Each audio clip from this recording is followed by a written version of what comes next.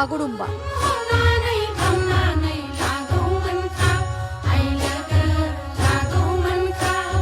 অসমের বড়ো সম্প্রদায়ের পরম্পরাগত লোকনৃত্য বিহু ঝুমুরের পর এবার গুয়াহাটিতে বড়ো লোকনৃত্যের মেগা আয়োজন।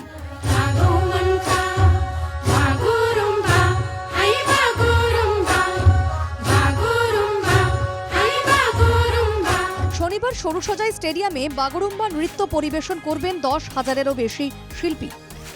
রাজ্যের 23টি জেলার 81 বিধানসভা থেকে গুয়াহাটি এসেছেন এই শিল্পীরা। দিহা কৰি আহিছো আৰু সমান্তৰালভাৱে বিশ্ববাসীৰ মনোযোগ আকৰ্ষণৰ লগে লগে সমান্তৰালভাৱে আমি আমাৰ নিজৰ ৰাজ্যখনৰ ভিতৰত থকা লোকসকলৰ মাজতো এক সদ্ভাৱ সম্প্ৰীতি সমন্বয়ৰ বাৰ্তা দিয়াৰো উদ্দেশ্য এই কাৰ্যসূচীসমূহত নিহিত হৈ আছে।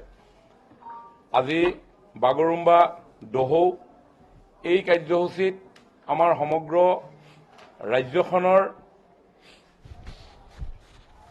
23খন জিলাৰ 81টা সমষ্টিৰ শিল্পীসকলে অংশগ্ৰহণ কৰিছে। শুক্রবার সন্ধ্যায় সরুসজাইয়ে অনুষ্ঠিত হবে বাগরুম্বা দহৌয়ের চূড়ান্ত মহড়া। যারা 17 জানুয়ারির পাস পাননি তারা শুক্রবার সরুসজাইয়ে গিয়ে চূড়ান্ত মহড়া উপভোগ করতে পারবেন। গতিকে তেখেতসকলৰ প্ৰতি সন্মান জনাই মাননীয় মুখ্যমন্ত্ৰী ডাঙৰীয়াই সকলোৰে প্ৰতি এটা আহ্বান জনাইছে, যিসকলে প্ৰৱেশ পত্ৰ সংগ্ৰহ কৰিব নোৱাৰিলে বা নোৱাৰিব তেওঁলোকৰ কাৰণে অহা কালিলৈ 5:30 বজাৰ পৰা আমি অন্তিম যি আখৰা সেই আখৰাত তেখেতসকলে উপভোগ কৰিব পৰাকৈ আমি সেই সুবিধা আমি প্ৰদান কৰিম। গতিকে যিসকলৰ প্ৰৱেশ পত্ৰ সংগ্ৰহত অসুবিধা হৈছে বা তেখেতসকলে যি নোৱাৰিবগে তেখেতসকলে যদি ইচ্ছা কৰে অহা কাইলৈ অৰ্থাৎ 16 তাৰিখে 5:30 বজাত অৰ্জুন ভোগেশ্বৰ বৰুৱা এই ষ্টেডিয়ামত অন্তিম আখৰাত তেখেতসকলে অংশগ্ৰহণ কৰি এই সুন্দৰ দৃশ্য উপভোগ কৰিব পাৰিব।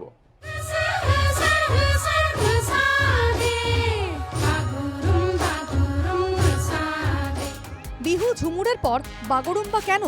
সরকার কেন এত টাকা খরচ করে এরকম অনুষ্ঠান আয়োজন করছে? এ ব্যাপারে মন্ত্রী বিমল বরা জানান, অসমের সাংস্কৃতিক পরিচয় বিশ্বের দরবারে পৌঁছে দিতেই এই পদক্ষেপ।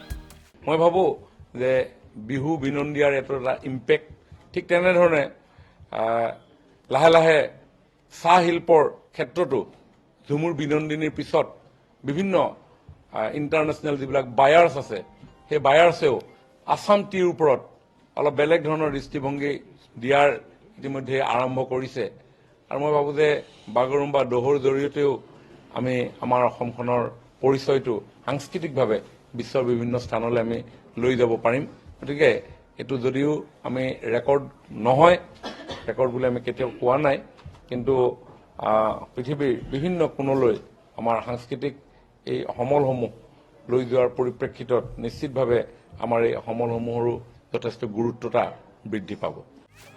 কোনো রেকর্ড করার জন্য এই অনুষ্ঠান নয়, অসমের সাংস্কৃতিক পরিচয় তুলে ধরাই মূল উদ্দেশ্য, জানালেন মন্ত্রী বিমল বরা।